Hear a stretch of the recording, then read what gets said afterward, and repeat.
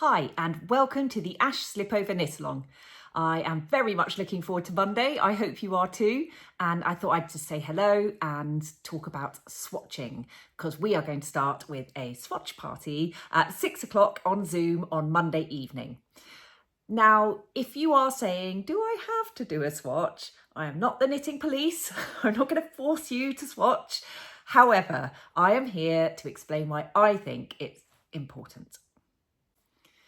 So we do a swatch for a few reasons. The most important reason is to check our gauge. So the gauge is how many stitches and rows you will get per inch. Usually, not always, it will say in the pattern how many stitches and rows over 10 centimetres or 4 inches. So stitches is across and rows is up and down. This pattern recommends 13 stitches and by 20 rows over 10 centimetres square. So that'll be 13 across and 20 up. Patterns will also state a needle size. That is the recommended needle size. So for this pattern, that's 6.5mm for the main body and then go down to a 5.5mm for the ribbing. The reason I emphasise it's recommended is because that is the needle size that the designer and maybe their test knitters got gauge on. It might not be the right needle for you. It's not a measure of whether you're a good or a bad knitter. I myself tend to be on the tight side, so I quite often have to go up a needle size according to what the pattern's recommended. So the easiest way to figure this out is to make a swatch. As I said, this pattern recommends 13 stitches over 10 centimetres. If you were to only cast on 13 stitches for your swatch, that's going to not be accurate because actually your stitches at either end will slightly distort and top and bottom as well. So that's not going to be an accurate representation. So I always cast on enough stitches to give me 15 to 20 centimetres. And that might be a bigger swatch than you think, but actually it gives you a chance to see how the fabric's going to behave and it just allows you to get into a rhythm. And as I said, it means that you're measuring stitches that are well in the middle of the swatch and that's going to be the most accurate. If you tend to knit on the slightly tighter side, there's a good chance you'll have too many stitches over 10 centimetres, and that's a sign that you need to go up at least one needle size. I would make another swatch in that situation. And same again, if you're a looser knitter, if you've got too few stitches over 10 centimetres, your stitches are too big, that's a sign that you need to try a smaller needle size. It is important that you check the gauge after you've blocked your swatch. So blocking is how we're going to treat our project at the end of it. So it might be that you steam block, it might be that you wet block. I tend to wet block. So what I will do to my swatch is soak it in some Eucalan and then I will take it out, squeeze it dry, wrap it up in a towel, jump around on it and then lay it out flat to dry because that's what I'm going to do with my finished project. Then I will measure the gauge. If that gauge matches that recommended in the pattern, I know I'm good to go with the needle size I used. I do also like to measure my gauge before washing. The reason for that is it tells me how the fabric is going to behave after I've washed it, so that whilst I'm knitting, I can have an idea of, for example, if it says you should knit for 20 centimetres and my swatch has told me that actually it's going to grow in length once I've washed and soaked and dried it, then actually I'm going to knit slightly less than the pattern is saying because I know once I block it, it will end up that measurement. You can do it in a more mathsy way, but yeah, so just to be aware of that, I find it really useful to measure my swatch before and after blocking. Couple of tips about your swatch. I've said that you should cast on more stitches than are recommended over 10 centimetres, preferably enough for 15 to 20 centimetres.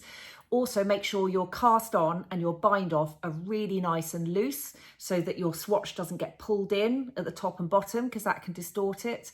Also, don't be tempted, and this is particularly tempting if your swatch is stocking stitch, to put a fancy decorative edging round. It looks nice, but again, it will just pull out particularly your row gauge if you've got a garter stitch up the top there. So yeah, just do stocking stitch. It will curl around the edges, but again, if you've made a decent size swatch, then that's just not an issue. We usually spend weeks, if not months, if not years in my case, making a garment. We invest so much of our time and effort to it. And I totally get, because I've been there, that temptation. I just want to get going. But actually just taking this step at the start can just eliminate so much upset. Just think about if you've ever had that moment where you've got to the end and you're thinking, oh, I think this is coming out a bit small, but I'll block it, it'll be fine. And then you block it and it's not fine, it's just come out too small and you've got loads of yarn left over. Or the opposite, that you've been knitting on this for ages, your gauge is a bit loose, which means you're using up the yarn quicker, you've run out of yarn, you've had to buy more to finish the project, and when you do, it's come out really sloppy and loose and not how you imagined it at all. So it really does make a difference to achieving the fit that you're wanting according to the pattern. I will just say that your stitch gauge, so that's the across, is more important than your row gauge for this pattern and for many, many garments. The reason being, it's dictating a certain amount of stitches at any given point. So for my size, cast on 22, and then however many increases you do, you will end up with a set amount of stitches across. But the vertical instructions, so when you're talking about length, it will tend to say, now knit as you are for however many centimetres. So let's say it says 20 centimetres. And so if your row gauge is slightly off from the pattern, but your stitch gauge is correct, it's just going to take you more or fewer rows to get to that measurement. But if the width is the same, then that's the most important bit. So if your row gauge is slightly different to the person next to you, but you've both got the stitch gauge, you're just going to keep going to the same measurement and end up with something the same size. I'll just finish up just talking about when I'm swatching for things that are largely knit in the round. My purl is a slightly different tension to my knit stitch. So if I'm doing stocking stitch flat, then my tension will be slightly different to if I'm knitting it in the round. So therefore, I want to make sure I'm doing knit stitches all the time, because when I'm going round and round in circles, that's what I'm going to be doing. If I were to, for example, use magic loop or knit on a small circular, for whatever reason, I tend to knit even tighter when I'm doing that. So what I want to do, I don't want to cast on like 100 stitches to go round and round and round, take me forever. So what I do is, and I picked this tip up, I can't remember where, many years ago, is I knit across to the end of the row. So I'll just get back to the right place. So I've knit all the way across here, and you can see here all these loops on the back. Now, of course, it looks really messy, but it's only a swatch, it doesn't matter.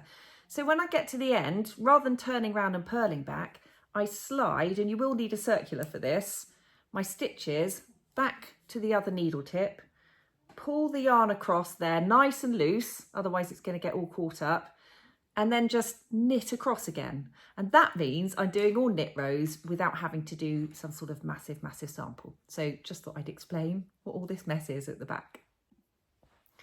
So I hope I have convinced you it really is worth doing a gauge swatch, and it's just a nice thing to do. You can make a nice big square, you get to know the yarns that you're using, and hopefully you can get the correct gauge, and then you know you will end up with a garment that comes out the size it's meant to, and you will enjoy wearing it, which surely is the point.